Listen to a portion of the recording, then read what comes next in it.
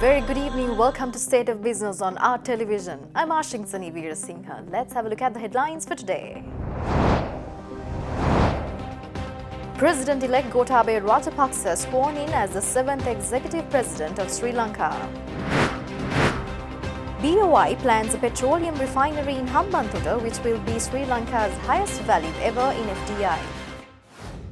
News in detail. President-elect Gotabaya Rajapaksa was sworn in as the next executive president of Sri Lanka at the Mahamaluwa of the Ruwanvali Saya in Anuradhapura today morning.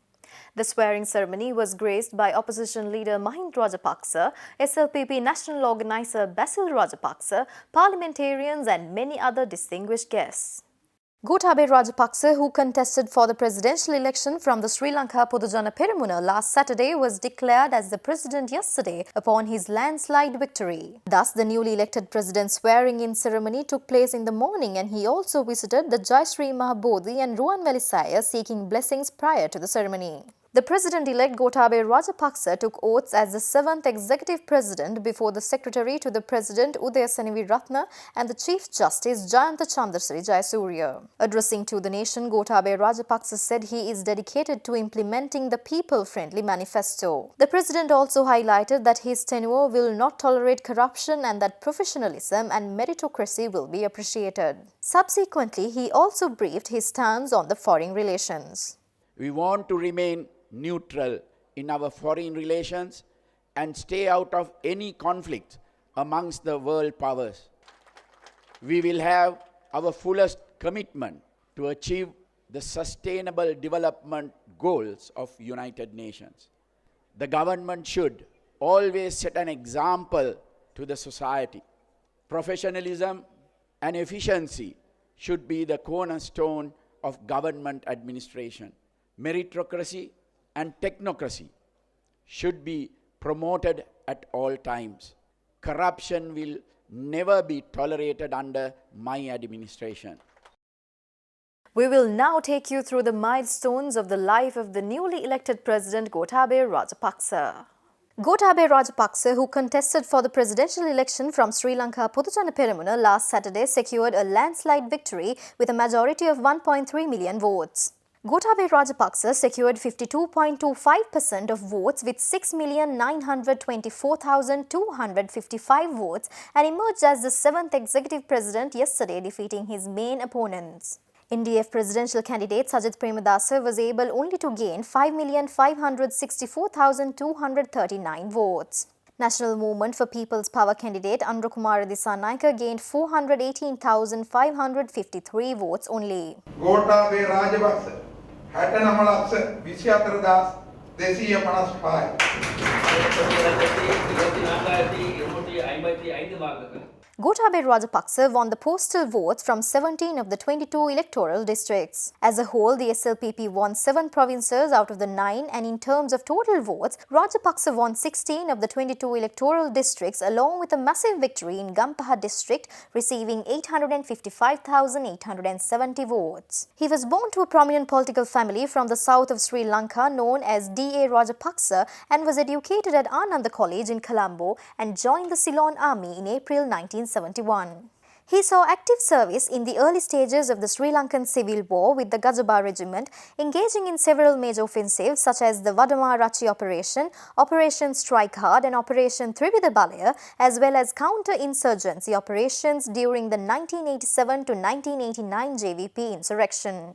At his retirement, he pursued the field of information technology before immigrating to the United States in 1998.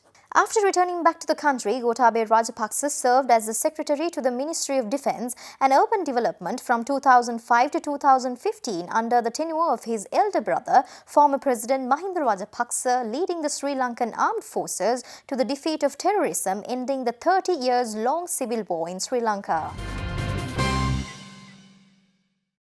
Several ministers, including Mangala Samaravira, Malik Samaravikrama, Patli Champika Ranawaka and Ajit P. Pereira, resigned from their portfolios after SLPP candidate Gotabaya Rajapaksa emerged victorious at the presidential election, defeating the ruling party candidate Sajith Premadasa. Minister of Petroleum Resources Kabir Hashim announced that he decided to resign from his ministerial portfolio and as the chairman of the United National Party with immediate effect based on the verdict of the people. Minister of Megapolis and Western Development Partli Champika Ranawaka is also another minister who resigned from his ministerial post, and he had informed his resignation to the new President Gotabaya Rajapaksa in a letter dated November 17th yesterday. Meanwhile, non-cabinet minister of Mass Media and State Minister of Defence Ruwan Wijewardena says that he will be resigning from his ministerial portfolios. In a Twitter message posted on his official account, the UNP parliamentarian also congratulated President-elect Gotabaya Rajapaksa on his election victory. Non-cabinet minister Ajit P. Pereira also said he too would bow down to the will of the people, but added that the party will have to keep on fighting for democracy under the leadership of New Democratic Fund candidate Sajith Premadasa. Meanwhile, a spokesman from the Transport Ministry said that the State Minister for Transport and Civil Aviation Ashok Abesinghe also tendered his resignation effect from today. The election monitoring body, PAFREL, states that the presidential election 2019 was the most peaceful and lawful election in recent times, even though there were several incidents, including a few serious ones. PAFREL also highlights that most of these incidents were dealt with speedily and effectively by the police in cooperation with the Election Commission, and this is a positive evidence of the strengthening of institutions and rule of law in the country. Accordingly, issuing a report on the election day, PAFREL states that among the violent incidents noted on election day, the most serious was the firing at a convoy of buses taking displaced voters to their original homes in the north where they were registered to vote, and another was the attempt to set up unauthorized checkpoints in the north by security forces. Meanwhile, other incidents included 5 cases of assault, 7 complaints of voter impersonation, 4 arrests of voters taking photographs of their marked ballot papers, 1 case of a voter attempting to smuggle out the ballot paper, and 2 arrests for distributing election propaganda. Thus, the total number of complaints received by PAFREL on election day was 158, with 42 complaints against illegal propaganda activities, 31 complaints against pressure being brought to bear on voters, and 20 complaints against illegal transportation of voters. PAFREL also emphasizes that promoting candidates by the state or private media, spreading numerous fake news during the pre-election and on the election day has been banned, but the regulations were seen violated. It also charges over the public officials' engagement in politics when they have also been asked not to. PAFREL also stresses that actions should be taken over the misuse of public property by the ministers, provincial councils and local government authorities in a number of areas. It further states that the difficulty of access of some polling stations which required voters to walk several kilometers in remote areas. PAFREL also urges the Election Commission to reconsider the use of religious places as polling stations, since there were several instances in which religious clergy attempted to influence the voters in favor of a particular candidate. Stay tuned for more news after this short break.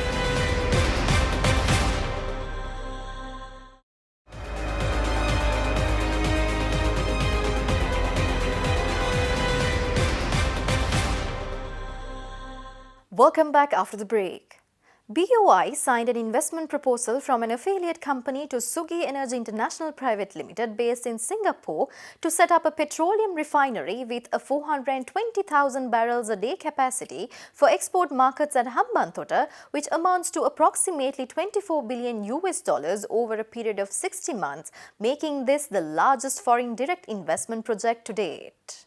Sri Lanka's geographical locational advantage between Singapore and the Middle East and the availability of a new deep water port in Hambantota make the island an optimum location for establishing export-oriented petroleum and other commodity processing facilities. Promoting the country's prospects as an investment destination against this backdrop, the BOI's efforts have resulted in an investment proposal from Hambantota Oil Refinery Private Limited, an affiliate company to Sugi Energy International Private Limited, which is a privately owned petroleum and coal trading company based in Singapore. The proposed investment is to set up a petroleum refinery with 420,000 barrels per day capacity for export markets at Hambantota, which amounts to approximately $24 billion over a period of 60 months, making this the largest foreign direct investment project to date. The initial phase will involve the commissioning of the petroleum refinery with plans for development of a petrochemical complex in subsequent phases. Export revenue envisaged upon commissioning of the refinery is expected to be around $8 to $9 billion annually. The immediate past chairman of the Employers Federation of Ceylon, Suresh Shah, stresses that working places should accept increased female participation since it would improve the decision-making process. Suresh Shah made these observations at the symposium titled An Agenda for Change organized by EFC. Let me come to Sri Lanka. And there is one change that will happen. And personally, I think this is a very positive change that we will see happening. We will attract more females into the workplace. And this brings more diversity into our organizations. And that is a good thing in itself. Diversity always brings better results because you get better thinking on the table. Now, however, is our corporate infrastructure sufficient to accommodate and to welcome the gender balance that we will see in the future? So that's something that all of us in the private sector need to consider. So this is a change that will happen, and this is a change that we must welcome, not simply accommodate. Speaking further, immediate past chairman of the Employers Federation of Ceylon, Suresh Shah, shared his expertise on key future changes that should be immediately embraced in the businesses. First, we will need to create jobs to take people out of agriculture, to reduce our public service, and to accommodate returnees from low-paying jobs outside Sri Lanka. So, for example, the housemaids. We cannot afford to have our women folk going out to work in these low-skilled, low-paid jobs. It doesn't give Sri Lanka the right image to start with, and it is creating tremendous challenges at the social level. Similarly, the public service. We have about 1.5 million employed in the public service. That includes about 300,000 in the armed forces, I believe. But the requirement for the country, it's estimated at around 600,000. So we need to cut down the 1.2 million leaving out the armed forces from 1.2 million to 600,000. You can't send 600,000 people home. We need to accommodate them in productive, sustainable employment. And that will only come with investment into our economy, investment that creates jobs. And it's the same with the returnees from overseas. And if I was given a choice to pick just one thing that Sri Lanka has to do to bump ourselves up from where we are to a different level of prosperity, just the one thing, I would say that we need to raise our exports to at least 100% of our imports. But unless we get to at least 100% of our imports in our exports, we will constantly hit foreign currency challenges, a foreign currency crisis. We've gone through the cycle a number of times, and we will repeat it in the future if we don't change the import-export balance in our country. The second encounter of the Kenneth M.D. Lanroll Memorial Shield, the friendly soccer tournament between the Wesley College Colombo and the Kingswood College Kandy, took place recently at Racecourse Grounds, Colombo. The Kingswood College became the champions for the second time, ensuring the Kenneth M.D. Lanroll Memorial Shield again with them. The second encounter of the Kenneth M.D. Lanroll Memorial Shield was held between the under-19 soccer teams of the colleges, Wesley College Colombo and Kingswood College Kandy. Kingswood players who won the trophy last year beat Wesley players 3-2 this year too, carrying away the shield with them. The friendly encounter was also included the matches of under-10, under-12, under-14 and a match between the old boys. Both encounters under-10 and under-14 were won by the Wesley College 4.0, and the champions of under-14 category received the Old Kingswoodian Sports Club Challenge Trophy. Nalaka Veerakkudi Trophy given to the champions of under-12 category and the Esanka Jayasuriya Memorial Trophy given to the champions of under-16 category were won by the Kingswood College. Stay tuned for stock updates after this short break.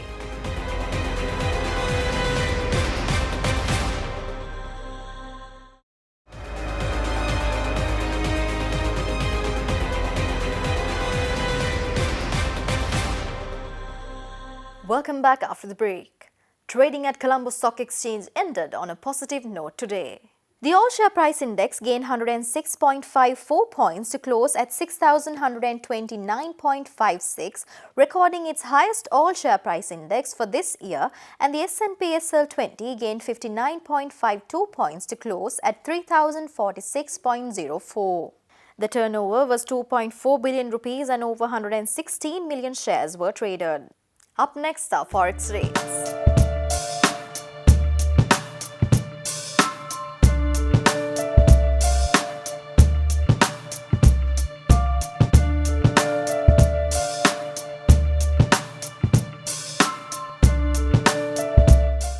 That's all the news for today. Join us tomorrow at the same time. Until then, take care. Good night.